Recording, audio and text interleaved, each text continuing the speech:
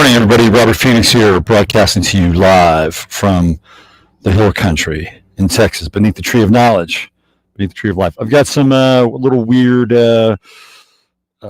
delays here, even though I'm jacked directly into the World Wide Web, as it were. Let's try to keep this thing moving, keep it going forward, and hopefully I'll sync up in real time. There's Liz De Leon. Just on your elliptical, Liz. There you go. Get cranking. Get cranking. Get those BTUs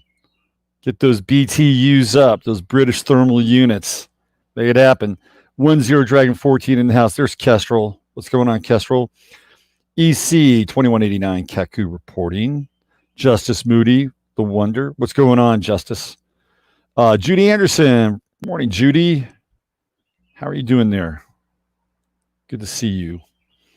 Ian Barber. Hello, Ian. How are you today?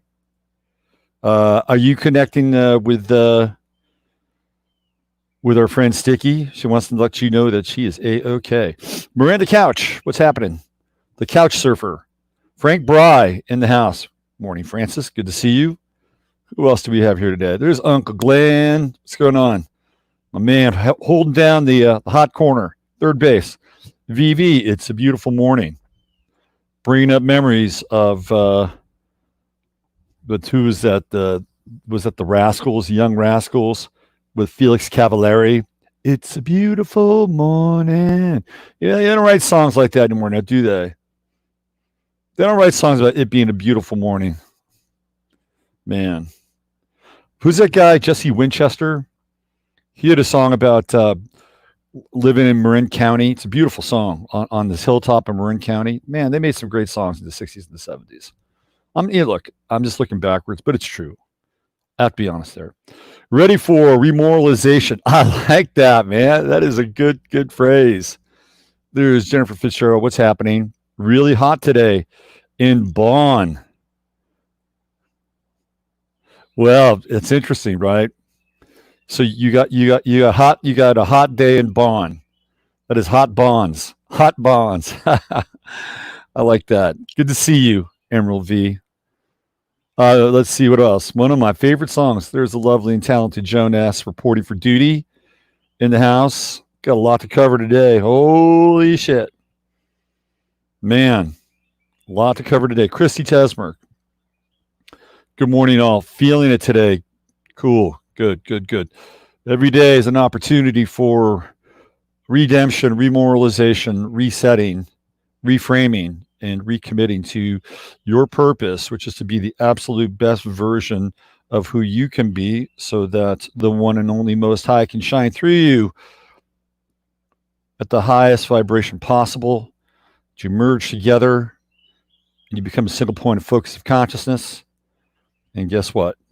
We cohere to the universal laws and principles of creation together. And that is the true Aquarian age, by the way. That's all you got to do. All you got to do is just got to get on the beam, find the signal, and you got to remove everything else. Get rid of the clutter. Get rid of everything that doesn't matter. That's it right now. David Jasek, welcome to the show. Let me see what you have to say here. You got a few sentences. Been listening lately from out in southwestern Colorado. Oh, I love that area, man. I love that area. Building an off-grid tiny home, 40 acres in the middle of nowhere. Beautiful.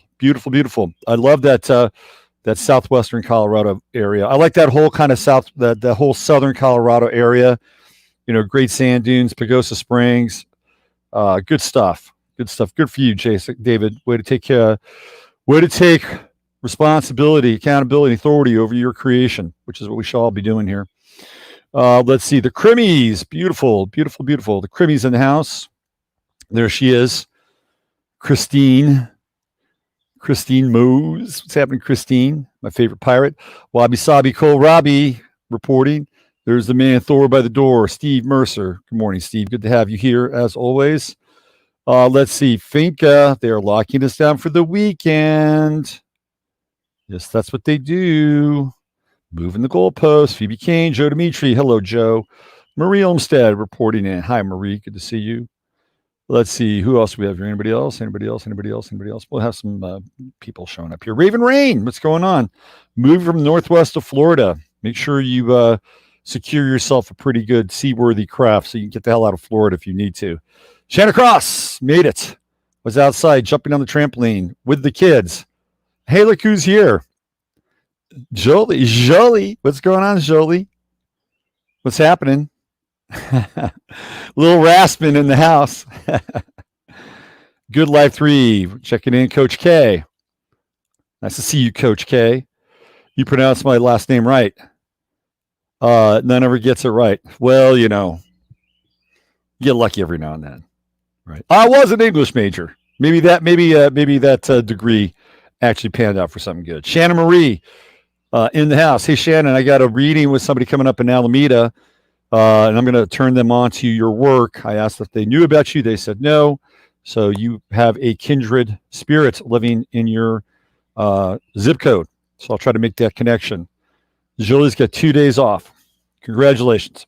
Make the most of it. So Raven making a big cross-country journey. Wow, that's a commitment. Good for you. Good for you. Okay, let's see. We got anybody else showing up, or should I get going? We got 66 people. 66. Deanna McKay. No, it was 66. Maybe somebody left. What's going on, Deanna? Good to see you chiming in from the what is Portland? That's the Rose City, right? Portland's the Rose City. Chiming in from they got great rose gardens up in Portland. Beautiful rose gardens. I don't know what they're like now. Are the minions of Satan terrorizing and burning down the rose gardens yet? This is a little early for me in Cali. Let's see, 7 a.m. in the morning, California time. Yeah, everybody's got their own clocks, right? Let's see, my man Ryan in the house. What's going on, Ryan? Good to see you, Mr. Ryan. Ryan's been around. He's been around for a while. He's been on the bus for a while. Nice to have you here. Let's see, Lisa Bankston, all the way from Maine. I love this, man. We got a global operation. This is the right version of globalism right here. Ren Star, there she is. Ren Star in the house. Teresa Blackburn. Rose City is all good, beautiful. Jack Kairos. All right, Jack Kairos presiding over time in Chatlandia. Jack Kairos, the timekeeper. Susie Escobar, there she is. Natalie, folks. Natalie, I'll get back to you today. We'll set something up, okay? They say talking and breathing now spreads it. Fantastical stuff. Don't breathe, be silent. Isn't that amazing? Isn't that amazing how they just keep, basically closing the walls in, moving the goalposts? We are part of a major social engineering experiment. That's what's happening. Sherry checking in. The magical Mancunian in the house. Nice to see you, Sherry. China Miriam, good morning to you. FUP 77. New Mexico Supreme Court sides with Wuhan Lujan, reinstituting no inside dining. Yep. Nicholas Grimm. Let's see. I bought an angry clown mask. I love that. Mask up. Give him a little mask. Irony. So this is a really interesting point that Uncle Glenn brought up. Okay, so no inside dining. Remember this. No inside dining. My mother was telling me that in California, if you want to do haircuts, you can do haircuts, but you can't do them inside. So what is this now? What is this? It is now the next iteration of the social experiment. This is like the next sort of variable, or the next tweak in the Skinner box. They're saying you could do these things, but you can't do them inside. Well, why is that, right? Why is that? Well, the reason why that is because they're getting people used to being dispossessed of their property. You think that has anything to do with the fact that they can all breathe freely out in the air? No, it's getting people used to the fact that, well, you can do all these things. Well, guess what? You can go eat, but you got to eat outside. You can't be inside. Yeah, you can cut hair, but you got to cut hair outside, not inside. They're getting people used to being dispossessed of their property, whether it's their private property or whether it's their commercial property whatever it is, it's about dispossession. They keep making these bullshit rules and they keep moving the goalposts, and people just keep walking one foot after the other, right? Boom, boom, boom, boom, boom, until finally they're just going to be led right into a reality that all of a sudden they're going to finally wake up and go like this with their eyes and go, what the fuck? How did I get here? How did all this happen? I was just being a good citizen. I was just doing what I was told. I was just taking one for the team. I was just hoping if I complied that this would all be over, that the nightmare would be over, and we'd go back to the way it was before, and I could go back to my job, and I could go back to my bar, and I could go back to my baseball game, and I could go back to all the things that used to be my life. That if I submitted and I played by the rules, that it would accelerate the process. We all played by the rules together. It would go back to that place, right? And there are people that have that idea. There are people that have that in their consciousness. What are you going to do with that? What are you going to do? Because that's just who they are, and they're going to wake up. They're going to wake up, and they're going to figure this thing out. And hopefully, it won't be too late. Hopefully, it won't be too late. For some of the human race, I'm afraid it might be. For some of the human race, I think it might be. And I don't say that in a way to demoralize or depress or disparage you or the people. But when I move around in my local area, yesterday was a bit of a difficult day for me. Let me get into the old invocation here, so I can share very sensitive material in a way that is as clear as possible. Okay, so let's get with this. Dear blessed and holy Father, Mother God of the great central Sun within the universal light, which is light of Sananda Yeshua Emmanuel. We ask that only the highest and best information, truth, and wisdom come through this channel at this time.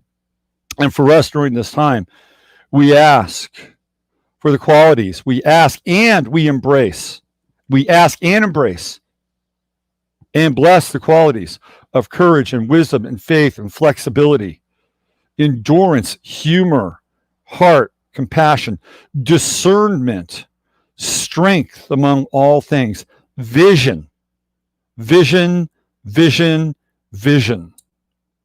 timing, intuition, heart, and the ability to listen to our voice and the higher voice, which is representative of our voice. We ask that any karmic residue be cleansed, purified, and cleared away from this transmission so that we may return to our sovereign states upon its conclusion. So be it. All right, let's get going. Equicentric. What do you have here? Owing to vestigial impulse, the Morlocks still feed and clothe the Eloi, their once masters, thus the silk garments, the tables, heaped with fruit, but they also harvest and eat them.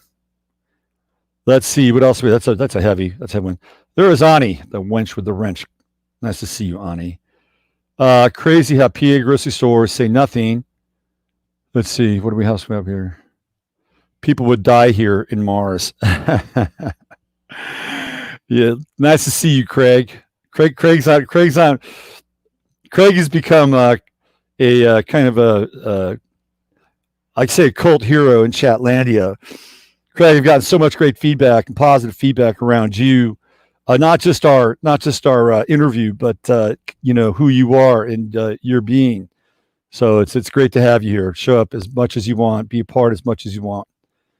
Let's see. Did you read Jim Stone's account of him and his dad? I did not. That passed my radar. I've got so much going on. I'll check it out. This is such a test to see where we are and who will learn and stand. I mean, think of it. What happened to the heat and sunshine killing the virus? Oh yeah, those are all. They're all very quaint memories now, aren't they? Very quaint. Jordan is an operator. Craig is a legend. Jordan is an operator. All right, let's see what do we have here. Keep your eye on Jordan. He's an operator. Is he a smooth operator though? Jordan is an operator. Okay. All right, let's get going. Where do I start? I got so much. Okay, let me do this.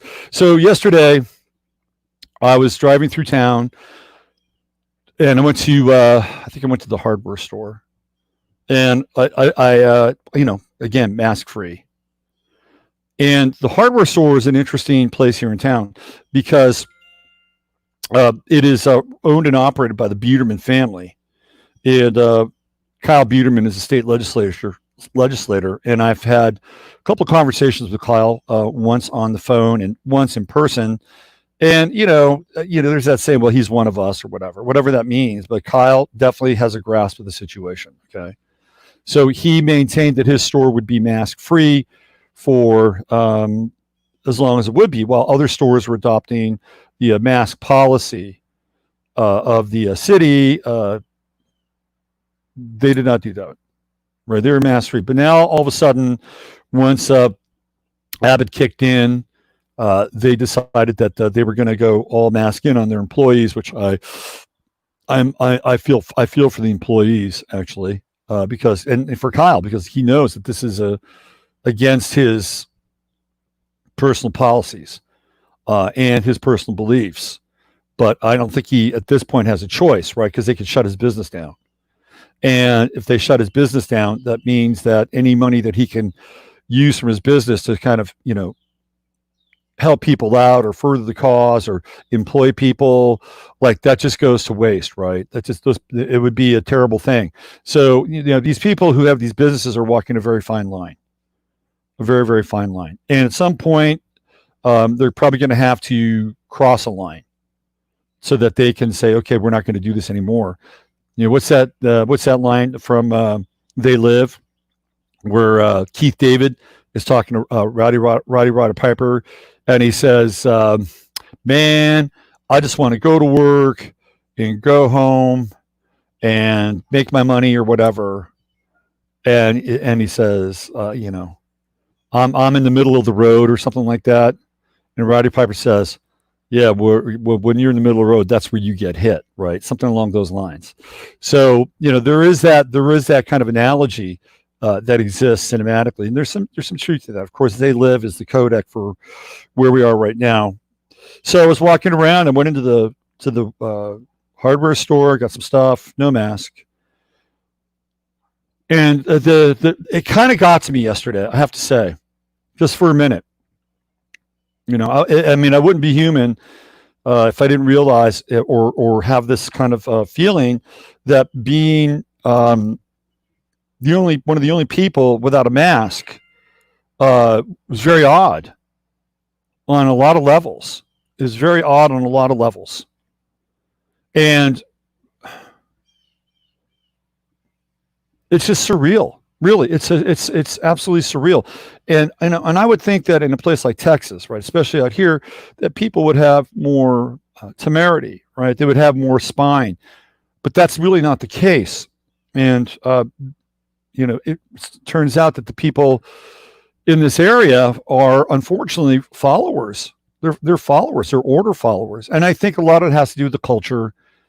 A lot of it has to do with being raised right and manners and all that stuff. I think it's part of the fabric of the area. It's how you're raised, and so I see a lot of this taking place now. And I have to say, it was fairly depressing yesterday. It was fairly depressing. I felt like I was the Omega Man. I really did. I felt like I was the fucking Omega Man. I was Charlton Heston, and everybody else around me was one of those blanched out super albino zombies led by Anthony Zerbe. So emotionally, that was kind of a challenge for me because I had to kind of regroup. I had to regroup. It was sort of like a flashback on the fluoride stuff, right? Because I've dedicated a lot of time, a lot of effort, a lot of personal resources to get the fluoride out of this town. I know a lot of you did as well. A lot of you helped out. You either donated, and God bless you and thank you. And when that got voted down, that was a little bit dispiriting for me. And I know Christine's in the house. She says, well, voting in politics doesn't work. And you know what, Christine, ultimately you're right. But sometimes you got to take a stand for what you believe in. And that's what I did. And so there was about 6 months after the whole fluoride debacle where I wanted nothing to do with this town. I wanted nothing to do with this town. And because in my estimation, they didn't deserve it. They didn't deserve the effort. And so I was actually going to leave Fredericksburg I was going to move to Kerrville, and in fact, I had a place all lined up and ready to go. So not a bad place, kind of like this one here, only the backyard was smaller. The house itself was smaller. The good thing about it was very close to the river, and I was thinking about doing a lot of kayaking. So I was ready to head out. I've been looking at places near Wimberley because I was just kind of done with this area. And then this place popped up, and I was like, okay, so I guess I'm going to be here for a little while longer, at least. We'll see how long. But yesterday brought up those feelings of having to deal with people that's, it's sort of like, the existential question is why? Why? Why? And this has nothing to do with the people that I work with on a daily basis. It has nothing to do with the people in the chat room, Chatlandia, because I know who you are. And if you're watching this stream and you're not in Chatlandia and you're one of the statistics or view counts that don't show up on YouTube, I know who you are. You guys send me emails. I know who you are. This is not directed towards you. Trust me. But it's like, why? Why go all out to protect, awaken, and defend people who really, in some ways, don't get it, don't care, don't give a shit, and may even find it threatening to do so. Right? I had that moment yesterday because to me it was hearkening back to what happened after the Floyd event. So I had to pick myself up after that. I really did, because I look around and say, is this worth it? Is this worth it? Or and again, I hold a space for humanity, but it's like, are you people worth it? Are you people worth it? They on some level have to determine that they are worth it themselves. I can't do that. Maybe if I walk around without a mask, I might say, hey, there was that guy without a mask. Maybe I should do that, or I could do that. But it definitely came up for me.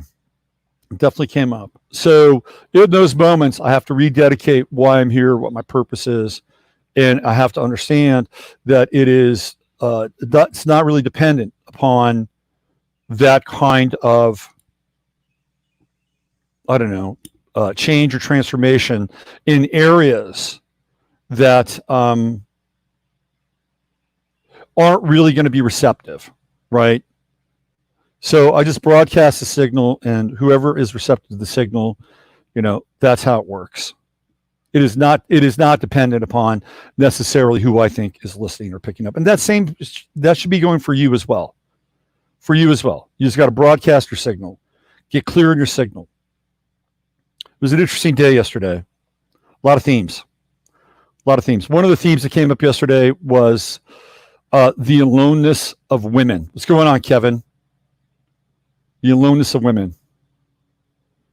And tragic. I had 3 clients yesterday. All 3 women, all 3 alone, in various states of being able to cope, right? Various states being able to cope. And that hit me too, I have to say. That hit me too. And the 3 women were kind of somewhat close in age, basically from 60 up, right? And that really hit me. It's like, why? I don't know. And I know, I have the answers on some level. Like I could break it down, the breakdown of the family, all this shit that we talk about on a daily basis here. The influence of X, Y, and Z. This is a kind of a 4th, 5th dimensional warfare on the human species, the family. All these things going all the way back to the 1960s. Yeah, we could break this shit down, right? We could break it down. We could go into causation, and we've done that chapter and verse. But it doesn't change the fact of the reality that I encounter as somebody who works with people on a daily basis and is looking in some way to find the ley line, through their chart and through their life, so they can get to a place where they're feeling a little more safe or a little more coherent, right? So yesterday I had 3 clients, and these things happen in in sets. And again, like I said, all three were women and all past the age of 60. And, by the time I got to the third client, my heart was really cracking. It was really cracking. Like, how the fuck did we get here? And like I said, I know how we got here. I don't have to, drop the blueprint. It's more rhetorical. And it just breaks my heart that here we are in the 21st century and we haven't figured out a more humane way to stay together, to help each other, right? We've been turned against each other. Our lives have been weaponized against one another, not just race or class. I mean, the thing is going atomization too now. It's all getting atomized. The polarization is getting more atomized to a point where it's like really fractal. And I'll get into that a little bit. And this goes into the whole thing with New York State. In other areas, by the way, where they take the elderly and put them in these elder care facilities, and for all intents and purposes, they become the new Birkenhaus, the new Auschwitzes. It's terrible. It's terrible. And, swept under the rug, what happened in New York State. But I don't think that is, by the way, an outlier. I think the entire elder care system is completely and utterly corrupt. It is employed by people who are abusive. At best, they're abusive. At the worst, they're vindictive. Okay, so this is what's happened to our society while we weren't looking, right? While we were all just trying to run around and pay our bills and wipe our ass and, pick ourselves up from one crisis after another, our social structures have been completely atomized. And there's been no visionary input. There's been no real ability to come in and reform any of these things. And so what do we have now? We've got people living on a shoestring of SSI, maybe a little bit of disability, and hoping that somehow, some way, they'll be able to get through the next 5 to 10, 15 years of their life with no real prospects in a lot of ways, right? No real prospects in a lot of ways. And a lot of these people have been cut off from their own families. And for me, it's very specific in my case, because the people that come to me and work with me are different than other people, right? It's just the way it is. If you are somebody who is a liberal progressive and you have that mindset, you're not coming to me.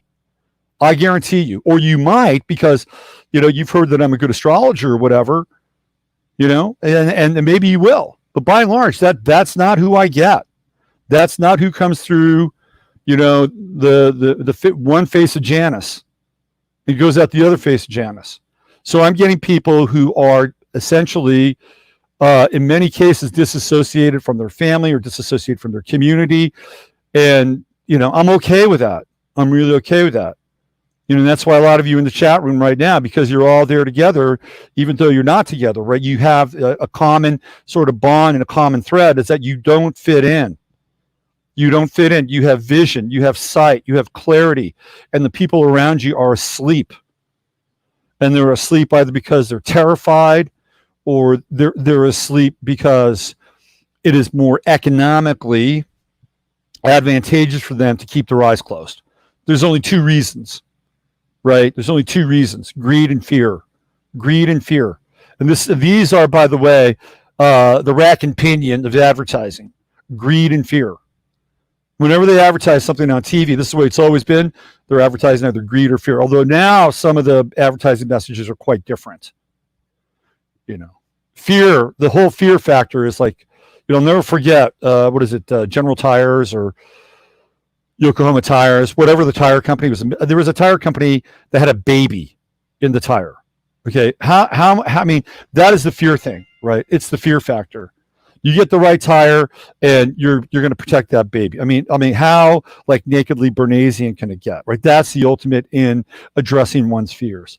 The greed thing is connected to envy.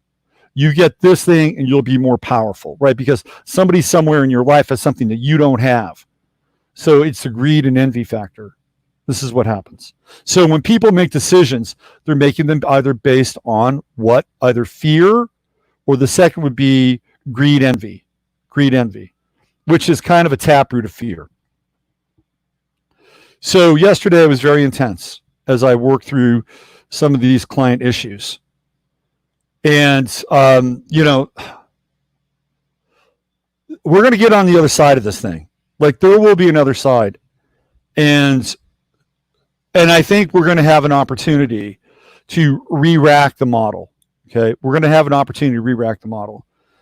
And when that opportunity comes, we're going to have to revision everything. And I mean everything, from how we care for our children. We have to revision what it is to be a family. We're going to have to revision what it is to care for the elder people in our society. So that we're one cohesive whole. We're part of the circle of life. We rejoin the circle of life again. And I don't care what color or race you are. We all share these bonds. We all share these needs. We all share the capacity to care. And right now, the capacity to care has been cremated right out of our lives, burnt out every single day, as we've been reduced to living in our first fucking chakras, running around trying to find toilet paper. You think that's by accident? No, not by accident at all. So one of these days, after this is all said and done, after the smoke clears, after the ashes are cooled, we'll rebuild this thing, and it'll be in a much better vision, and we'll remember the mistakes that we made, and under the watchful gaze of the Almighty, we'll vow to never make them again, because we've let this thing go to shit, and that's just the way it is. I got very upset yesterday when I had to when I had to work with these people who are theoretically alone, or they're trying to break free from their conditioning. Right. I had another woman yesterday. God bless her. God bless her. She's moving away from her family. And when she moves away from her family, this is a significant thing, right? Because her family represents like one of the most intense gravitational fields that you can be born and raised in. And to break away from that kind of family, that kind of situation, that kind of faith, that takes a lot of balls. It takes a lot of courage. So here we are, we're in this time now where we're facing everything. We're facing our fears. We're facing everything that has named us, contained us, limited us. It's all in front of us right now. The game is on, right? The game is on. But it still broke my heart. It still broke my heart. Whenever I see theoretical, like men who are alone can kind of handle things in some ways. I don't like to see older men alone either. I just don't. But older, quote unquote, older women, I'll put in quotes there. Like, to me, that's just that is just the nutcracker. That is just the absolute nutcracker. I was thinking about it. It was like, if I had like a dream, okay, this would be my dream. This would be my dream. My dream right now would be to have something crazy like 400 acres, right? 400 or 500 acres somewhere. And just have that and begin to create like a refuge for people. People that don't fit in, people that want to build something different. And then, basically have, tiny nodes within that 400 to 500 acre kind of zone where anywhere between 50 and 100 people could live together. And we all have these little pods, right? We could all kind of grow together, live together, care for one another. I mean, to me, that's when I see this, what's going on. I mean, to me, this is what the world really needs right now. We don't need more government. We don't need more PPP. We don't need any more of that stuff. We don't need more top-down telling us what to do, what to wear, when to wear it, how to wear it. We need to be able to take care of ourselves and help take care of other people. That's what we need. And it may sound Pollyanna, but I'm convinced more than ever that this is the only thing that's going to work. It's the only thing that's going to work. Because we're watching a critical breakdown of the system right before our very eyes. Try to get a passport right now. You can't get a passport. I was talking with a good friend today, and she's working on selling a piece of property here in Texas. She couldn't even go into the building to meet somebody. Like, they had to go through all these checks and the temperature, and the woman had to meet them outside, and they're gonna sign, this thing like somewhere along the frame. What the fuck country are we living in? Or you can't even go into an office However, that said, if they wanted to pay somebody 25%, 25% of the fee that they have to pay to get this thing done, they'll do it for them online, right? So we're talking about a kind of digital highway robbery. This is how the world is evolving right now, because as the physical world breaks down, you're going to need these intermediaries that are going to be online. And the intermediaries online will do your bidding for you because you won't be able to get into that physical space. But guess what? You're going to have to pay an arm and a leg for them to get your shit done for you. And the world is just breaking down. It's becoming more complex and it's breaking down. Pay attention to this. Pay close attention to it. So what does that mean for you in the here and now? All right. So there are things that you need to take care of. You need to take care of certain things. If you have glasses and you need prescription glasses and you get your eyes checked, you better take care of that. You better take care of that. You got to get your fundamental shit done. Okay. Fundamental shit done. That's the way it is. If you are planning on traveling and you have a passport, good luck renewing it.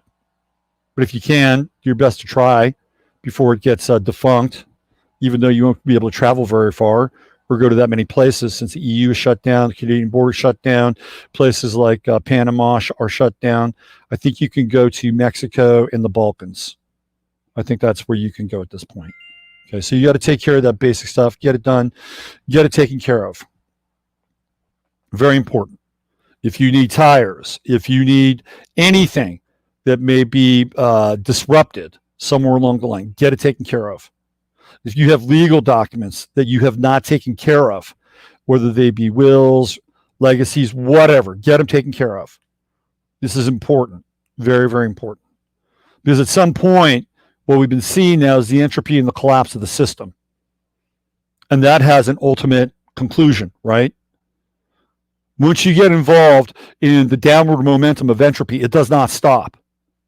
In order to stop the downward momentum of entropy, you need like 10 times the force in order to do that. And right now, there is not 10 times the force. So take care of your business. And try to help each other out. Try to help each other out the best as you can, you know. And if people are needy and they're codependent, like watch out for that. That's not really helping somebody out. But you should know the difference between the two. Do what you can. Do what you can. Where do I want to go? There's so much to talk about. It's a crazy time for synchronicities. It's like a holy shit time for synchronicities, which is kind of interesting because while there seems to be this entropic decay and the systems collapse in the micro, and I'm going to call this the micronization of polarization. We're in a new phase with that.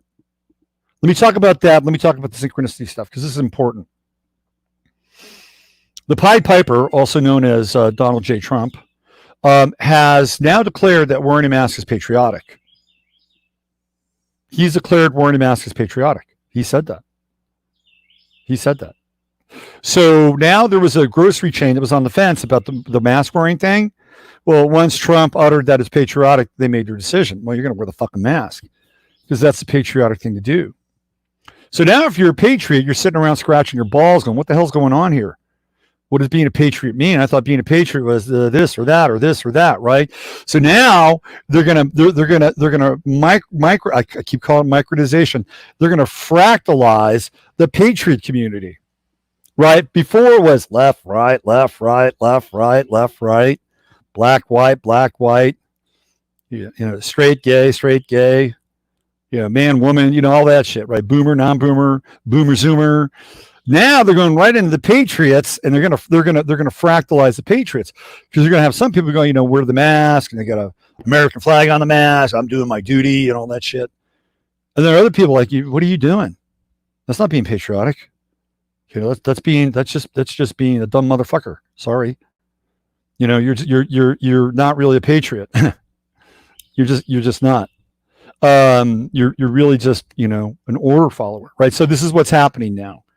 So now they're getting right in, and it's the atomization of the patriot community. And by the way, I have never really resonated with the word patriot.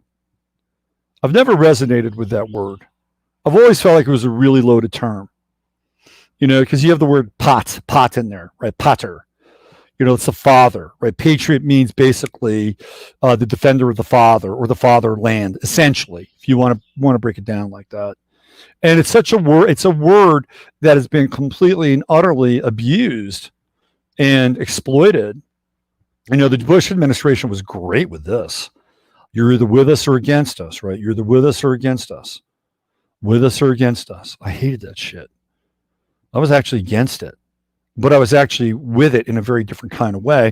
And now we're seeing a reanimation of this in some ways. And look, I don't blame people, because people have been cast into a vortex of chaos for a long time. And Trump comes around and says, let's make America great again.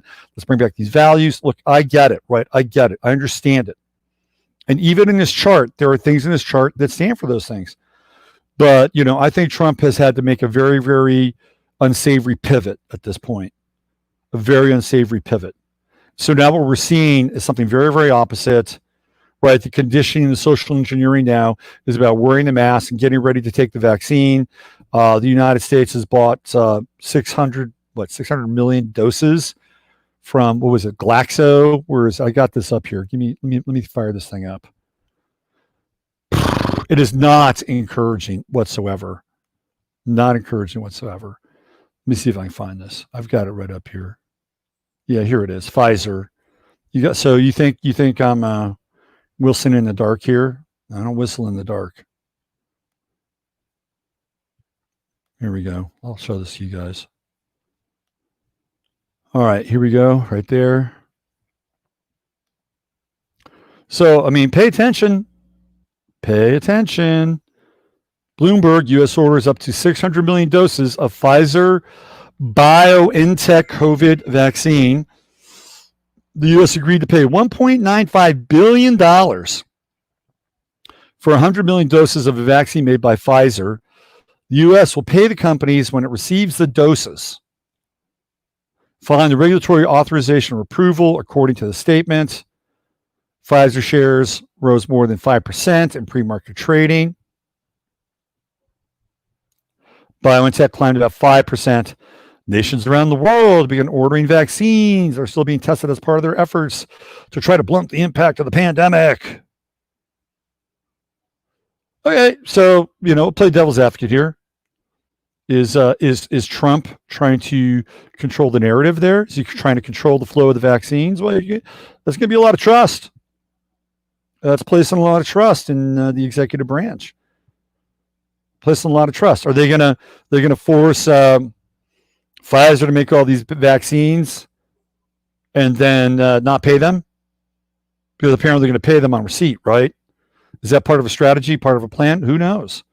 I'm just telling you, it's in the news. That's what we're seeing. 1.95 billion, and a lot of people, 5% in the stock market world. That's a big hike in one day.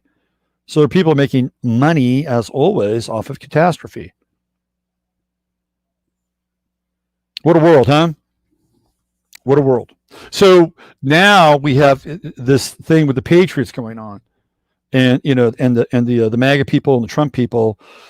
It's like, how far are you willing to go? And how far is he willing to go? Because I have this ongoing kind of dialogue, which is, okay, he's playing, basically he's playing chicken, right? This is what it's like. He's playing chicken, like that movie Rebel Without a Cause. Theoretical chicken, where you got the two vehicles or two cars, just headed towards each other, and somebody's got to flinch, right? Because the way these things are going now with the terror in the streets, whether it's Portland or Seattle, 14 people killed in Chicago at a funeral yesterday. The structure, right? The social structure is deteriorating at a very rapid rate. Very, very rapid rate. And for what end and purpose, right? For what end and purpose? To get people to buy into more order? Is that it? Are we going to allow the nihilists to come forth, like Albert Pike said?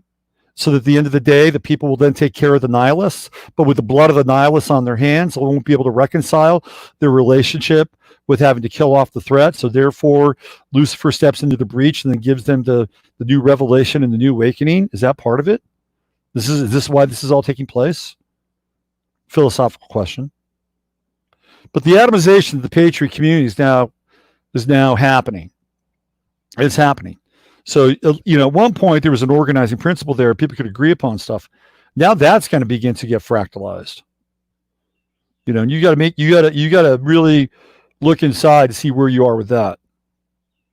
And I've never, ever, ever resonated with any of those terms, ever, really.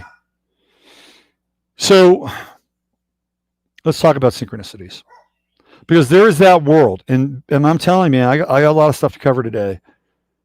It's like I could run this thing for the next 3 hours, but I can't and I won't. But so, all right, synchronicities. As we go through this entropic decline, as we go through this systems collapse, something else is emerging, and this is some of the stuff that Craig and I talked about. Oh, certainly, Ole Damagard and I brought it up and kind of not danced around it, but really dove into this thing, that there is another reality that's emerging through us right now. There are competing spiritual, psychic, and multidimensional narratives that are out there. Okay. So this is something to pay attention to in a very interesting kind of way. I talk to Emily almost every day. We're going to be mashing it up tomorrow. And Emily just unlocked like a whole freaky set of like synchronicities for her over the last 48 hours. And I had my own share of freaky synchronicities.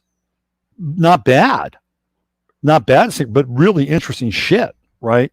So 2 nights ago, I was sitting around trying to answer emails and stuff. And I put on YouTube and I was like trying to find something to watch.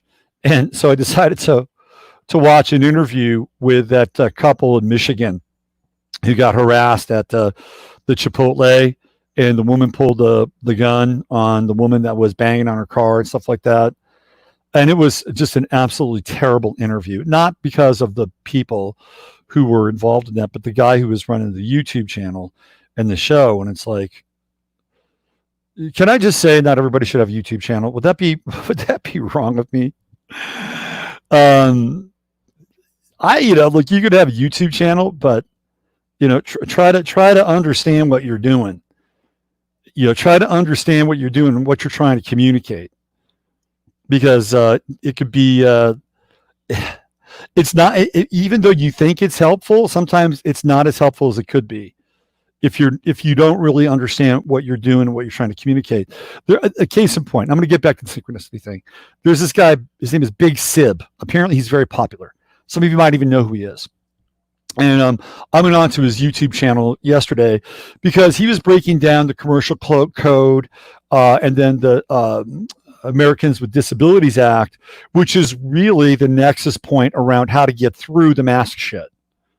Because businesses would be liable, and they would have to be you could take them to court for violating your rights, not constitutional rights, but an actual commercial code with the Citizens with Disabilities Act.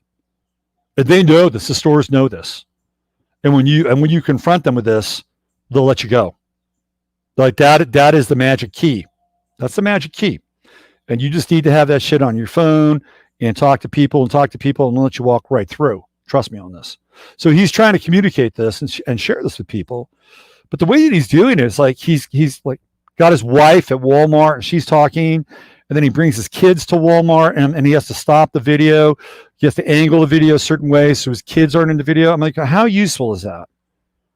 How useful is that? It's like, and he says, well, and again, I'm not dissing the guy or capping on the guy because he's trying to do a service, and he's got a big following, by the way.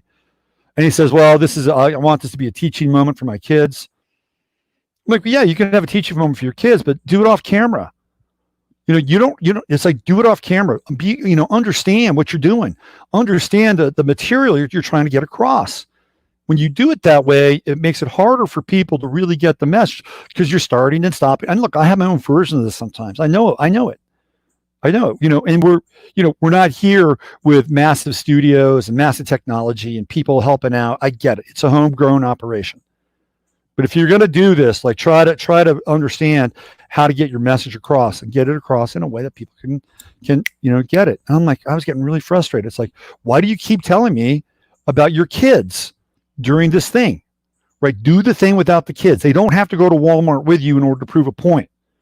If you're going to have a fucking teaching lesson, pardon my language, do it on your own time. So anyway, just a little hot button point.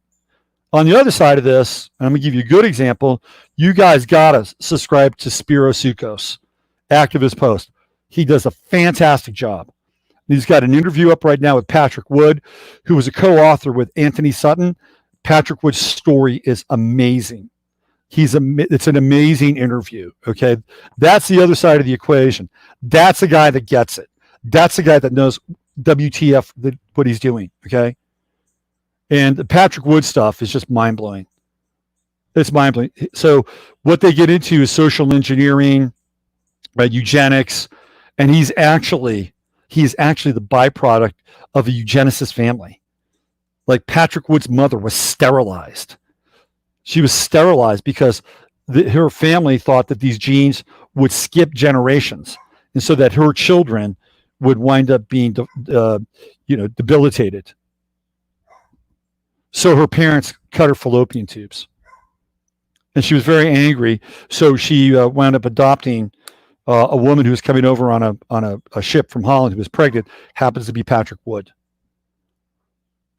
How trippy is that? So here's a guy that's actually involved in breaking down social engineering and eugenics.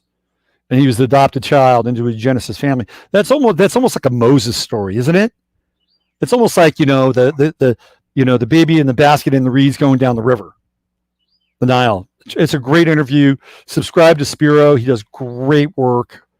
Support him if you can. He's a real beacon and a real light. So there's the other example. Let's go back to synchronicities. So I'm on the internet, I'm on YouTube, trying to find something to watch. I watch this. I tried to watch that interview. That's not happening. So, one of my kind of go-tos for mindless entertainment is the Wild Wild West. The episodes are very entertaining. You got a little steampunk, you got a little science fiction, you got a little action, rumble tumble. Every now and then you get a little Miguelito Lovelace, Michael Dunn, who's always fun to watch. So I'm watching an episode of Wild Wild West. And it's an interesting episode in that it has to do with that life is weird. Okay. So this one episode where there is a place, and Craig, you're going to love this. There's a place in Nevada called Mars, Nevada. Okay. So this is in the Wild Wild West. Okay. Mars, Nevada. And in Mars, Nevada, there's a man who is putting together an army. And it's an army that is based on these principles of superiority, of truth, of being able to lead in a way that is kind of morally elevated, right? No religious. It's actually based more on fascism and communism.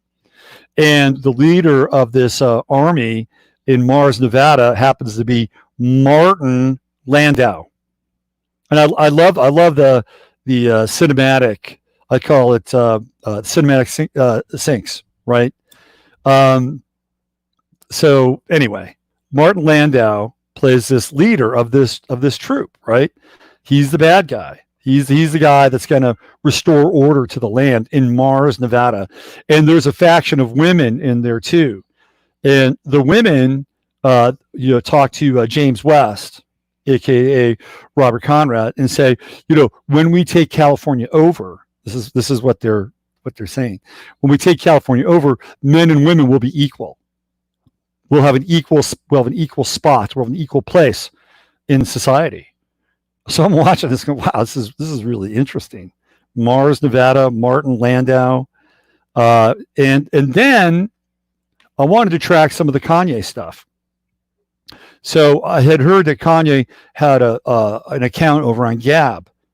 So I have an account on Gab, which I rarely use. I've had, I don't know, maybe 5 or 6 tweets over there. So I go over there to try to track down, see if Kanye's got a Gab account. As I'm scrolling down, the crawl there, looking at all the different posts on Gab, what do I see but an ad for Gab?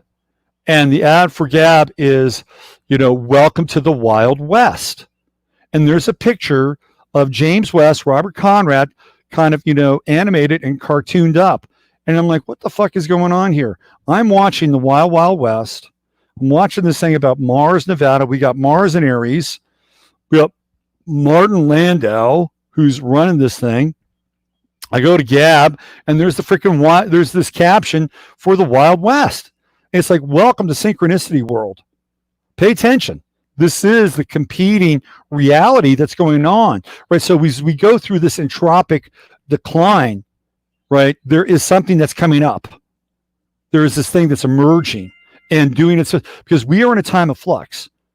We've gone through the front portal of Janus. So we're in that sort of cyclotron right now, right? We're in this cyclotron. And what's on the other side of that is going to be very interesting. And a lot of it will depend on who you are, where your thoughts are, where your feelings are, where your vibration is. When you leave the portal on the other side, whatever's happening right here, right now is a big part of it. And there are competing timelines. There are competing realities inside of this experience. Don't forget that. Do not forget that. There is shit going down in the outer world, okay? And I can break down chapter and verse. I'm going to continue to do that here as time allows and permits during this show. But there's something else happening too. Pay attention to the something else. Pay attention to something. I got another one for you. So I was talking with Joan last night, and she was telling me that Kevin Spacey was so evil. He was so evil that they would not even let him on Epstein Island. So at that time, I'm kind of, scrolling through Amazon Prime Video, just to kind of see what's on there. And apparently they know what I like, obviously. What's interesting is I bought a copy of The Parallax View on DVD, which is a really important movie, by the way. And if you have Amazon Prime, I recommend that you watch The Parallax View. There are two movies that I think you would really get a lot out of right now. One is The Parallax View, and the other is The President's Analyst with James Coburn. Watch those two movies. One will crack you up and one will terrify you. You need a little bit of both, right? So anyway, we got this kind of ongoing thing that's going on. I'm clicking through, and I'm like, oh, yeah. He was Kaiser Sose in The Usual Suspects. Have you seen Usual Suspects? And the answer there was no. So I couldn't really explain Usual Suspects. But I look up, and on the screen, where did I stop with the scroll? It was right on the fucking Usual Suspects, just as I was saying that. Like, this is the world we're living in now, where there's this weird emergent reality. It's not weird in the sense that it's bad weird, but good weird. The strange attractor at the end of time. So pay attention to that, right? As the fractalization occurs, as the entropic decline accelerates, there is something else that's emerging. Pay attention to that. That's important. All right, let's get into some of the big ticket stuff. Okay, last night it went down in Houston. The consulate there was the tweets were coming up last night that the Chinese consulate in Houston was burning documents. This is significant. Okay, this is really significant. Why were they burning documents? So they're burning documents because they were probably likely about to get raided. They knew they were going to get shut down. Somebody put a phone call and said, look, you're going to get shut down. They're going to kick you out, and they'll walk you right out, and they'll take all your documents. Somebody got on the line and warned the Chinese consulate ahead of time. So again, I got connections in Houston, and the way that building is set up is that there is a courtyard in the middle of this building that you cannot get to, right? And that's where they were burning these documents, was in this courtyard area, whether they had like Smokey Joe set up, who knows? But they were burning stuff, right? And it was being reported, or it was being reported on the news. Now today, the headlines are, hey, you're out. They're kicking them out of Houston. Houston is a very important area. It's a port city. It's one of the largest port cities in the country, if not the world. It's a very, very important city. There's oil, there's gas. There's also a lot of information technology that runs through Houston. Okay. So it's a big deal. Now they're shutting that consulate down. And why is it important? It's because the Japanese did the same thing prior to World War II. In their consulate, I think it might have been San Francisco, if I'm not mistaken, that they were burning documents. And that was a prelude to World War II. So you need to pay attention. Big time. Big time. This thing with China could get kinetic very, very quickly, which is why I'm telling you that you need to take care of things, right? You need to take care of things. We're watching the government begin to shut itself down. Why? Is it because they want to bring in the reset and all that other stuff? Yeah, well, probably. But when the government begins to shut down, they're reallocating assets and resources in other places. That's what's happening. And what are those other places? That's really the question. So you got to pay attention to this stuff. Pay attention, right? Pay close attention. What does that mean? Well, it means you got to be prepared. You know, this is a time right now where you could probably still go out and get a few items, get a few things, get a generator, get stuff that you need, could use. And you got to have a plan A and a plan B and a plan C, right? So just think about these things. Pray to God this thing doesn't go down this way. But I feel like that this is that in a lot of ways Trump's hand is being forced, and that he's going to have to accept a war in order to be reelected. And I think that that's on its way. Can it be preventable? Sure. We could have that tension, and then the 11th hour, and then all of a sudden, the tension is lifted. Somebody comes in, saves the day. We're all kind of united. And if that happens, pay attention to who saves the day. They may not be who they seem. So I'm just giving you the headlines there on that. That's a big headline. Tectonics are in today's headline for today's flame. There are earthquakes happening all over the place right now. I'm going to take you into the USGS, and I'm going to show you what's happening seismically, so you can have a real understanding of what's going on.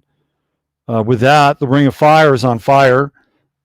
We've got Uranus and Taurus kicking up here. Now, remember, right, we're going into a square with Uranus and the Leo energies. We got the Leo sun coming on. In first quarter, Leo sun is in square with Uranus and Taurus. That is fixed energy, right? That is fixed square energy dealing with solar energy, which is the sun, right? Sun energy, sun frequencies, gamma rays, ultraviolet rays, or whatever the sun is emanating, right? And it's in some form of conflict with the earth, which is the Taurus frequency, the Taurus energy. And then with Uranus, what does it do? It shakes shit up. So here we go. We are now in the tectonic vortex here. This is a 7.8. This is not a little tiny rumbler. Now it's 105 kilometers deep. All right, well, I'm sorry. Here we go. Hold on. What is this now? 28 kilometers deep. This is southeast of Perryville. 28 kilometers. It's pretty deep. So when you get those really deep earthquakes, they're powerful. The closer they get to the surface, well, more powerful they get. Now the question is, what's really going on here? Like, who is causing the earthquakes? What is causing the earthquakes? But it's not the only earthquake. We got seismic activity in Venezuela as well. Like, it's all happening around the Ring of Fire right now. The Three Gorges Dam in China is about ready to overflow. So we've got some major Uranus and Taurus action. Oh, look at that. We got a little tumbler in. Looks like the Bay Area. There it is. Vallejo, Fairfield, right there. Did you feel it? Did you feel it? Let's go to the latest earthquakes. Let's see what's happening. So these tectonic shifts aren't just physical, right? They are absolutely 100% metaphysical as well. Here we go. This is the latest activity. I used to follow the USGS a lot. So we've got some seismic activity, Nia Bay, Washington. This is a 5.4 in Canada, right? 221 kilometers west of Tofino. I'm assuming that that's what we're talking about there. We've got activity in Idaho at 2.6. A lot of stuff happening in Tres Pinos. We've got the Rose Lodge activity. That's a 3.2. So things are starting to snap, crackle, and pop all along this line. We've got some activity in Puerto Rico as well. So keep an eye on this, right? Keep an eye on the weather stuff. I'm not sorry, the tectonic stuff. And again, with the tectonic material, what are we dealing with? Are we dealing with the theoretical forces of nature? Are we dealing with this massive shift that's going to go on tectonically? Are we dealing with the grand solar minimum? Are we dealing with the reallocation of some sort of radiance with the sun, and it's changing its spectral frequency, altering its consciousness? Are they trying to hijack all this stuff by slamming it with earthquake machines and manipulating the weather? Right. When all this happens, what do we have? We've got like a cyclotronic chaos. It's really interesting. Very interesting times. I got a good friend down in New Zealand. Shout out to Murray. Great guy. He's written for my website a couple times. Just brilliant man. And Murray and I were talking about the sun and how the sun has changed. Right there, right? It's right there. And one of the things that I came up through the conversation is that this is my feeling. At some point, something's going to happen with the sun, and the spectrum of the sun will change so radically that some people will not be able to stand it. And when I say stand it, I mean just vibrationally. Like, I think they will literally be evaporated because they won't have the proper vibrational compatibility with what's happening with the radiance of the sun. And the people that will be able to stand it will be able to hang out here, but they're going to be able to handle it. So it's almost going to be like a reverse rapture in some ways. That's my sense. That's my sense. And it may sound nuts or kooky, but that's my sense. And then there will be people that will be here, people who won't be here. Now, where do those people go? I don't know. Maybe it'll be a parallel Earth. This is what Craig and I were talking about, and other people talk about. This is where I feel this thing is going in a lot of ways. And there are going to be people that know about this, right? They know about this, and they know on some level that they're cursed, and so they're going to be down in their dumbs or, their subterranean shelters, right? And so after this change happens, they're going to pop up, and when they pop up, they'll be deformed and hideous, and people will be able to see them in their true light. This is just my sense here.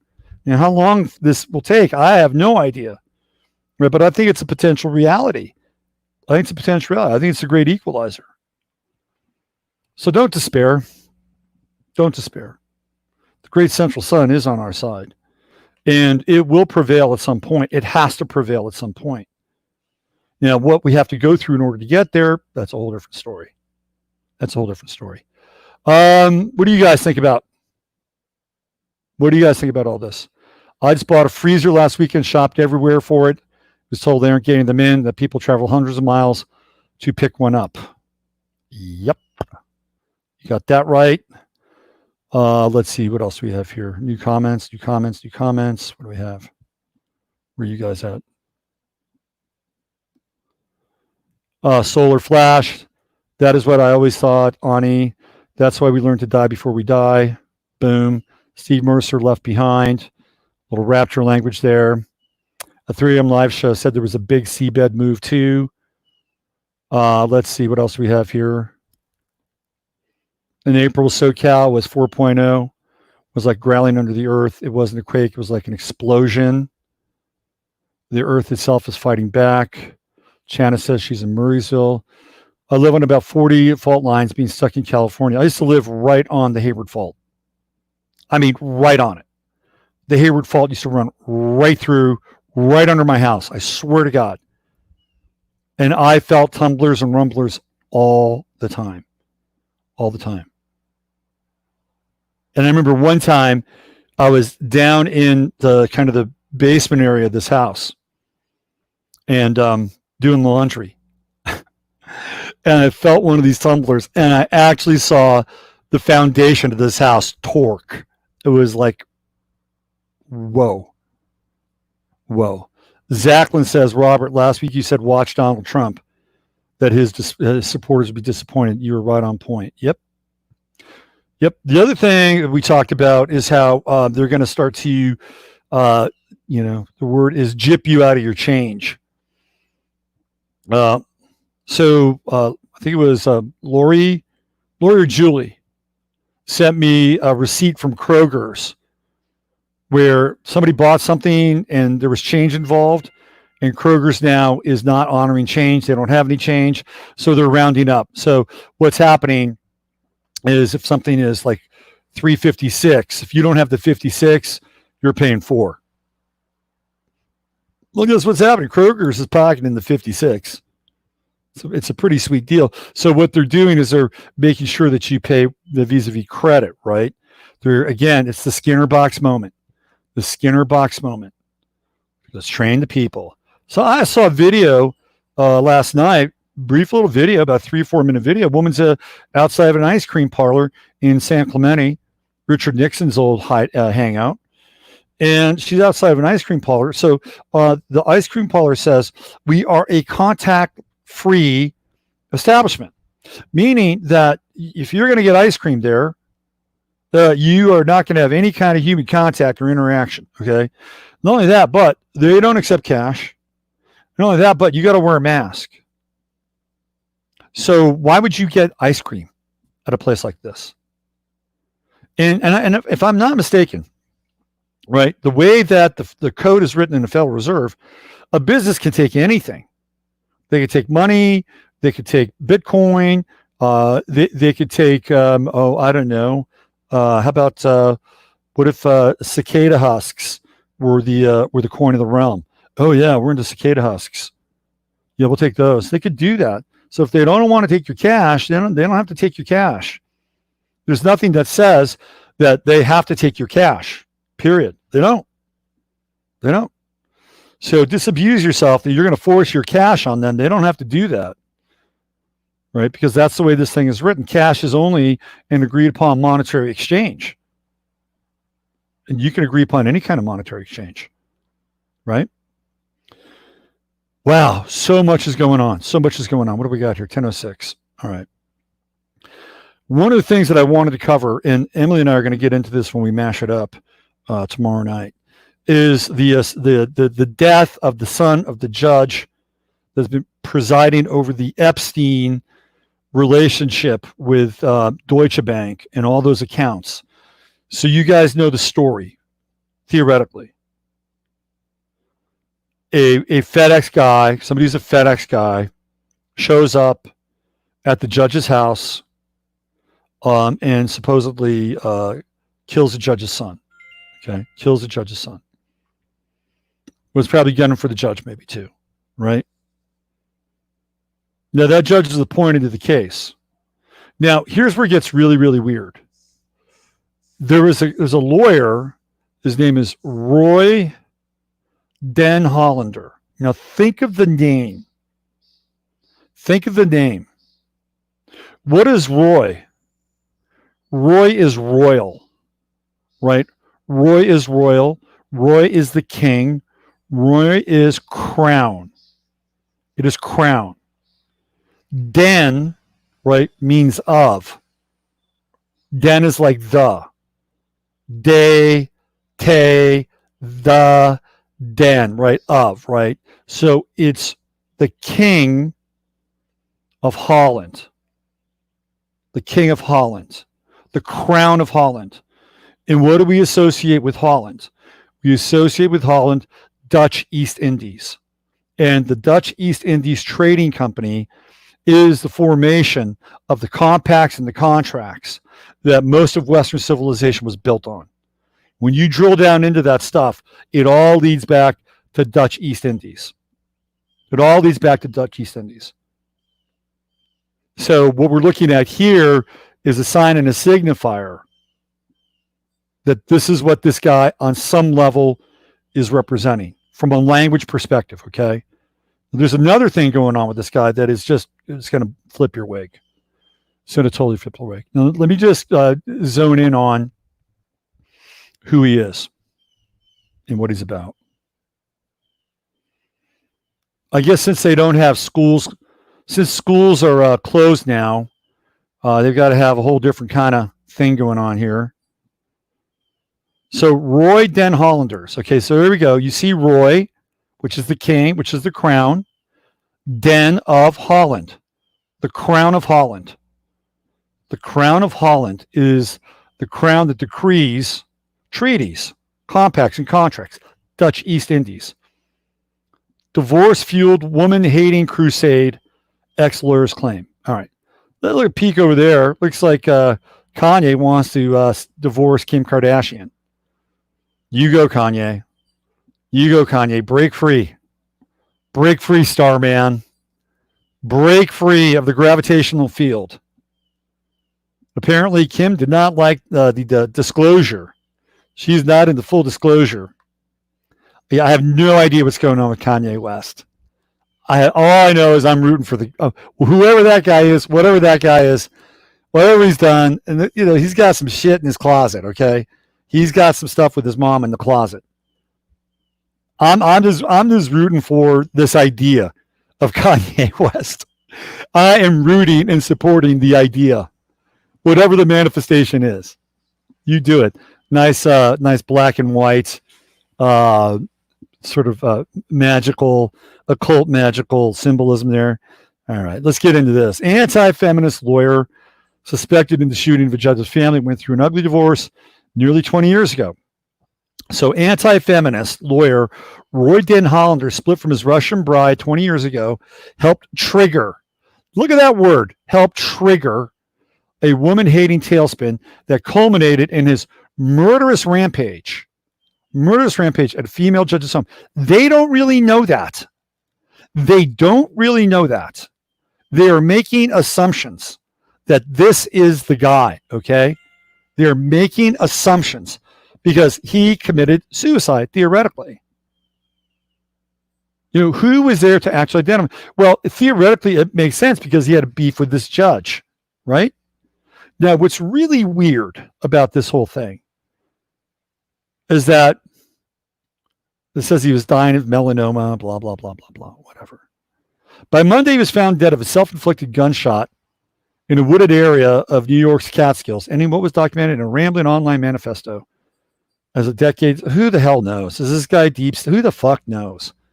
But what is somewhat interesting here is that he was actually doing the same thing as this guy, Angelucci, in California, who was supposedly killed, right? Supposedly killed. I mean, that guy was killed. There was no suicide on his part. Both of them were essentially going after the selective service process and making sure that women, as well as men, are draftable. So they were both involved in this legal action against the United States military and the courts.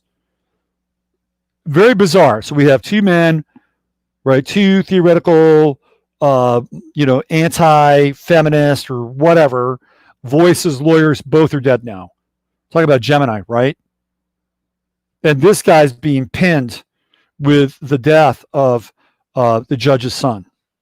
Now I'm not going to play it, but you can look him up, and he was actually on an episode of Stephen Colbert, where Stephen Colbert was making fun of the dude and satirizing him. So what do we get there? Okay, we get a lot. There's a lot of meat on that bone. Well, first of all, we get a Second Amendment issue. We get an angry white male, female hating, anti-feminist mark as well. There is theoretical pressure, if this did indeed happen the way it happened, being put on a judge who just lost their kid, right? So there's a lot of unfortunate, and I don't mean this in a smarmy or smart-ass way, bang for the buck there. There's a lot of bang for the buck there. There's a lot of, discordant mileage in that event. But will people really drill down and try to understand it? Was that really the guy? I mean, let's be honest about this. Nothing is as it seems, right? Sometimes it is. Sometimes it's sitting right in plain day. And when it is, people don't even want to recognize it. That's the ironic part. Like the shit that's so visible, people don't want to recognize it. The stuff that's hidden, that's a bit harder to get to. But you can get there if you want to. All right, what do we have here? What else we got going on? There's so much to cover. Let's see. I used to love Colbert when he was Comedy Central. He makes me sick now. Ani, I agree. He's still alive in one piece. Yeah, man, I'm pulling for the idea of Kanye. I am pulling for the idea of Kanye. He's an idea. He's a great idea. There's that interesting track on Ziggy Stardust and the Spiders from Mars. You guys know this thing? A lot of you do because you're hip. You guys are hip to the trip. I mean, I'll show you this though.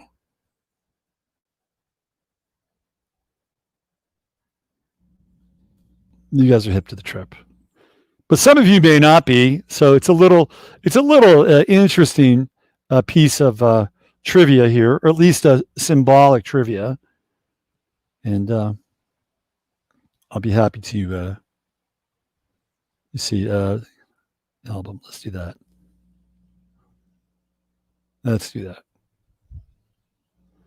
Here we go.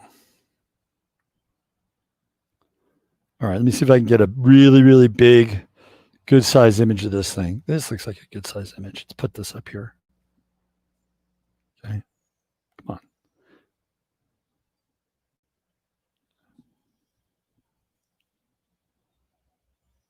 All right, you'll be able to see it. Let's see. Hold on. How about this? I don't want a video.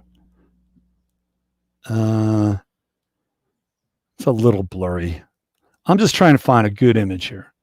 I'm your filter. This will work. Let's do this. All right. David Bowie, Ziggy Stardust, Spiders from Mars. There's a song on the album, and it's called Starman.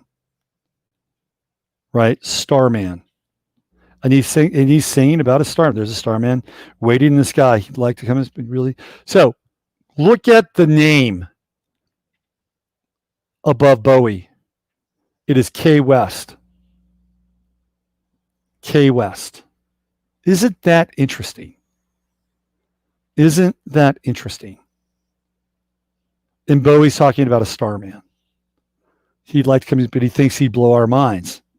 Starman waiting in the sky, right? Very interesting stuff.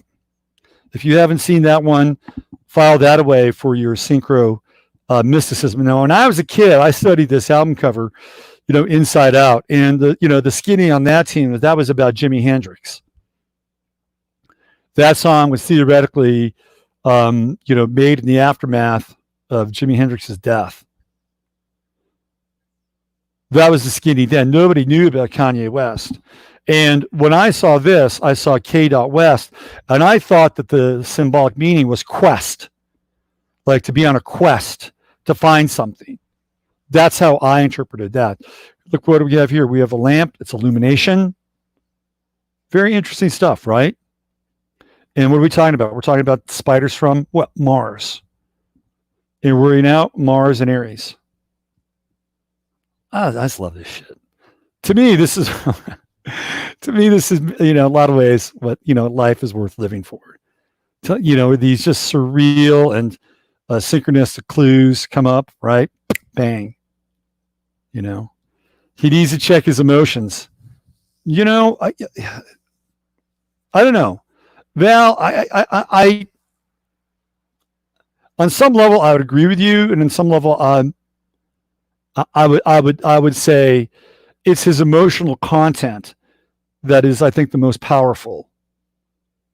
And I think when he cries, when he's on the verge of trying to break through, have some kind of catharsis, I think that is really the elixir. Because you can be cerebral and cool and calm and all that stuff, but people are really hungry for emotion, real emotion. We're being told to social distance. We're being told that now we got to put masks on in our homes. True, by the way. Check out Broward, Florida. So people are hungry for emotion. People are really salivating in some way for somebody that has real emotional content, so it can unlock that thing inside of them. And even if it's messy, like I'd rather have messy authenticity than controlled kind of mediation in some ways. I'll take messy authenticity any day.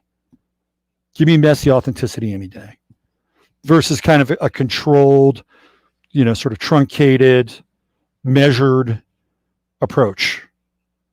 I think there is a time for a controlled and measured approach. Don't get me wrong. I think, it's what I try to do here every day. But I think I'll take the messy and cathartic and authentic. Do you want to have a steady diet of it? No. But for a period, a point in time, and a part of a process, damn straight you do. Let's see. I support Kanye working on a shadow doing pub. Whatever, man. Working it out in pub. Why is it the worst? Why is it the worst of working out in public? Why? Aren't other people like working out there? Isn't he like showing people how to kind of do something? Why are people uncomfortable with open displays of emotion and breaking down? Why are they, and Lynn, this is not anything, I'm not pointing this in your direction because I love you. I love you. Right. But why do we have to put terms and conditions on that? Like do it in private, clean it up, make it nice and sanitized for the rest of us. Not everybody can do that. And it can be very freeing and liberating because a lot of people have a lot of shit, have a lot of trauma, and they see somebody kind of losing it and trying to keep it together and trying to be, and who knows, maybe he's just a fucking bot or controlled opposite. I don't really know. I don't care. I'm supporting the idea. And I support the fact that this guy, whatever this guy is, whatever this idea is, doing it in the way he's doing it. Because people are living in emotional straitjackets. And it doesn't always have to be neat and tidy, right? There's a time for neat and tidy. And maybe Kanye will get there. Maybe he won't. Maybe that's not his role. Maybe his role is to show people that things can be messy and that you can break free from your program, which is really what I think he's trying to do here, whatever this idea is. Well, they're calling him crazy. That's not helping him. So, so what? I think it's actually assisting him. Why? Because we're living in an inverted experience. So in our inverted experience, crazy could actually be sane. And these sane models that we're being shown every day, well, what's the sanity? The sanity is, well, you got to wear a mask everywhere you go. You got to wear a mask when you drive. Right? Isn't that the same thing to do? You got to stay 6 feet away from people. Is that the same thing to do? Right? The same thing to do is somebody who's breaking these codes of commandments, that you're going to go tell somebody that they're doing that? Isn't that theoretically called the same thing to do? If you're not doing that, you're insane. Right? We're living in an inverted world. So if somebody's getting the moniker crazy, I'm thinking they're sane. And the sane people, the people that are supposedly sane, they're fucking nuts. They're nuts. Like somebody would say, Mike Pence. Mike Pence. Now there is a symbol of sanity. Are you kidding me? Oh, really? Now sometimes nuts is just nuts. And I'm not saying like Ocasio-Cortez is insane. You can't invert her. There's no way that ship sails. You understand what I'm talking about, right? Like here's what I think. I think if you have a problem, and again, I'm not trying to pick on anybody, but if you have a problem with Kanye's insanity and his craziness and his messiness, like you got to check your own relationship with your own insanity and your own craziness, and having people point their fingers at you and say you're fucking crazy or you're insane. Like I think you need to own that. You need to own it. because it's making you uncomfortable. Like you'd like to have what he's saying without the kind of the carnage, right? I get it. Prophets aren't perfect. They're not perfect. And I'm not saying he's a prophet. All right? They're not perfect. So if you're uncomfortable with the insanity and the chaos and the craziness, take a look inside. And I'm not here to pick on anybody, but it's a psychic process. It's a psychic process. Right? And I've been that crazy motherfucker. I've been the crazy guy. I've been that crazy guy. Look, I'll be honest. I was locked up for 72 hours. I was put on a psychiatric hold. Okay. I had to confront, my version of insanity face to face. I was there. I know what that's like.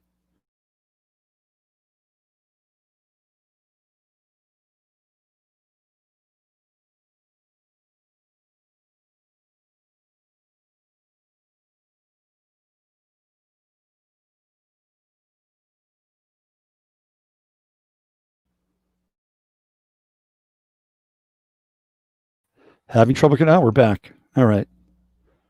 I know what that's like. And when you go through that, when you own your crazy, you own your insanity, it's really like a moment of strength in a lot of ways. And I'll be honest with you, not that I'm doing anything, I'm not curing cancer or whatever that thing is, but I wouldn't be able to sit here and stare into that camera if I didn't know my craziness or my insanity. Because if I couldn't or didn't, people would say you're batshit crazy. And then that would be a buffer between me and you. And I'd always be thinking about, am I appearing crazy? Am I appearing nuts? What are people going to think about this? Gee, maybe I shouldn't talk about this. It's uncomfortable. I went through that Janus experience, and I came out the other side, and it cost me just about everything on a lot of levels. And I don't talk about it very much.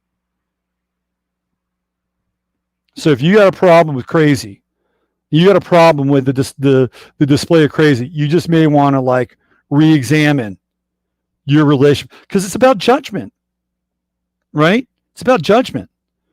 Your people are placing a judgment on Kanye. He's crazy. He's nuts. He's this. He's that. Right? It's all judgment based. So where does that live within you? Everybody's got a fear of being judged. Everybody has a fear of being judged. Oh, don't find out. No, I know. Don't find this part of me out. No. Right? Because I don't want to be judged. If I'm judged, then I'm not accepted. If I'm not accepted, then I'm not going to be able to survive. Right? This is how the game works. So the fear of crazy is the fear of being judged.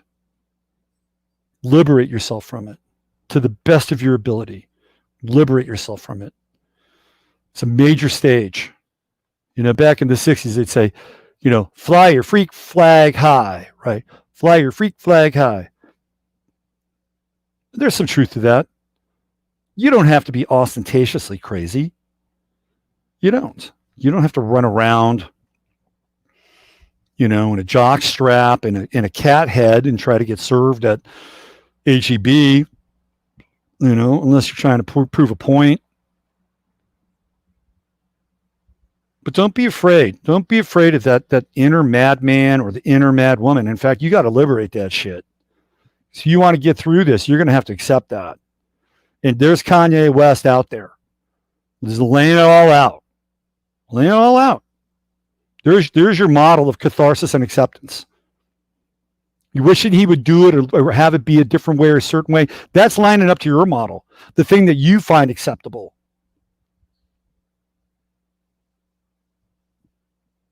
And there are other people for that, right? There are other people that can, walk right up to that crazy line and go, okay, I could be there with that. That guy's got a handle on it. Or this woman has a handle on it, right? And I think in some ways that's why people, congregate here. Because you're all fucking batshit crazy, just like me. Anyway, let's see what we got going on here. Shay says, I've been a mental health nurse for 20 years. Some of the patients I met have been some of the most authentic people ever. Yep, absolutely. That is exactly what else we have. Maybe Kanye should ask for help from his good friend Beyonce. Why does Kanye need help? Why does Kanye need help from somebody who's a mind control slave? I say Kanye is somebody who is struggling and trying to crack through something. And sometimes he is crazy. Like he says he wants to have Jay-Z as vice president. Like that's the other side of it. Am I going to accept that? No, I think to me that is really kind of nuts, right? That part is nuts. But this process where he's unspooling, I don't think is nuts. So you have to sort through this thing. Awakening, breaking through is not. It is not a clean and neat experience. Sorry, it's just not. And I know a lot of you have experienced it. You lose family, you lose friends, sometimes you lose your job, right? It is not. If it was all that easy and sweet and free, everybody would be doing it. It would be the next big thing. They'd be advertising on TV, but it's not. It's not. It is not. It's not. It is messy shit. It is messy shit. Waking up into the nightmare of reality is messy shit. It's the way it is. And he happens to be public. Let's see. What do we have here? We all can benefit from doing more personal shadow work. I know that I'll be doing that until my death. Okay. So I think there's a time where, like it's like the story of the crow, who's beaking at his own shadow and eventually breaks his beak. Shadow work is okay. I would say don't make a steady diet of it. Don't make a steady diet of it. Do what you have to do and then get through it and move on. 10 Dragon says, I've lost a couple of jobs over it. Well, you don't liberate from the darkness controls you. Absolutely. Absolutely. I had a moment of this recently. I don't want to get into it because it's a conversation that would cross some boundaries that I feel like are not appropriate. But I got into a conversation with somebody in a public setting, and he tweaked something inside of me that I had not resolved. And I found myself reacting in a way that I, in the aftermath of that event, was not happy with. That I could have reacted differently or responded differently. And I realized that was a chink in my armor, that I had not resolved that thing. And I made a mental note to resolve that thing so that the next time it came up, then I wouldn't have the same kind of response or reactionary mode. This is how you figure things out, right? When you go into a robotic display around somebody or some situation, that's the area where you got to work something out so that you can actually respond in real time with a different kind of response, that you can shift everything, right? You can shift the conversation. You can use awareness. You can use discernment. You could shut somebody down.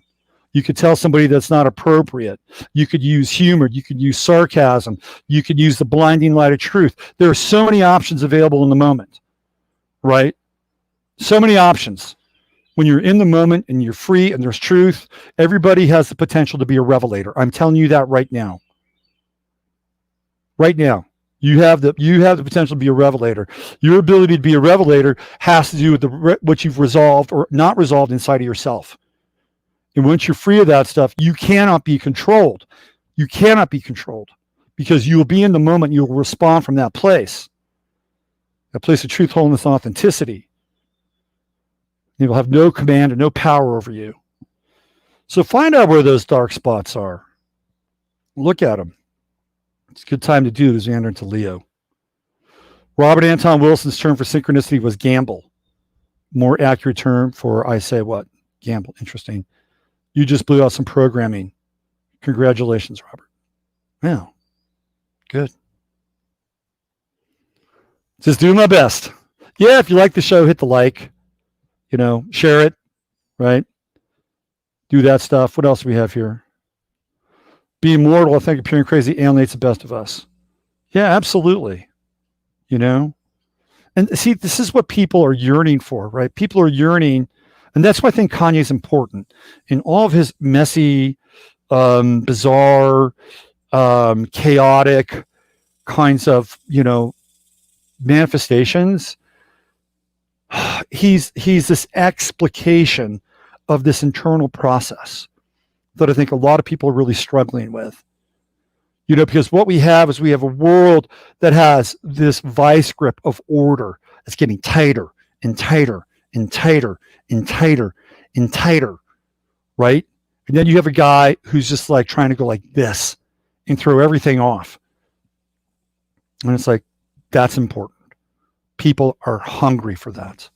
So do your best, to try not to judge him. And who knows, he could do a 180 and, all of a sudden, do something else. This is the way it is right now. We're in Gemini. He's a Gemini. But here we are with the process. Look at it. Try to understand it and realize that it's an explication of something internal. All right. I'm out of here. Robert, I'm fine. I know I'm good. I'm good. I know, I'm not good in the sense that, as a kind of a moral definition. But I'm all right. I like where I am. Do I want the only thing that I have a bit of, I won't even call it regret, but and I know things are like happening in their own time, but there's a part of me that wishes that I had started this process I'm in now, and I've been working on this for a while, right? But really started this process in earnest a while ago, maybe 6-7 years ago, 10 years ago, so that theoretically I could be further along. And I know that's a judgment. I know it's a judgment. And even with my own chart, I know that there are things that had to happen in order to get to sort of where I am now, whatever this place is, which, is not where I will be a year from now or a year after that or a year after that, because we're all evolving.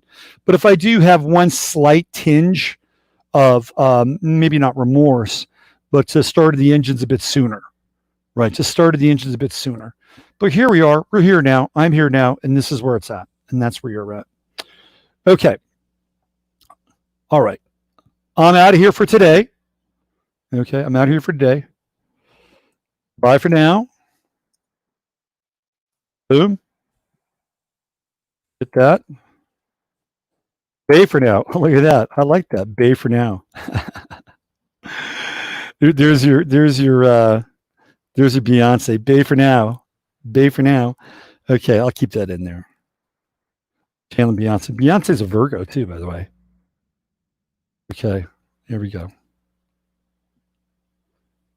There's my man Paul. What's going on, Paul? Not always able to chime in as a UK time at work. Thanks, Robert, for always being transparent. Do my best, man.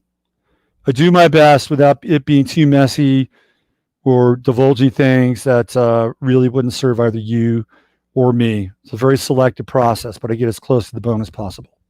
All right. Use your head in order to discern what's real, your heart to discern what's possible. I'm going to leave this with my pal Jolie right there. Great show, Robert. God bless you, Jolie. I'll see you guys tomorrow. Bye for now.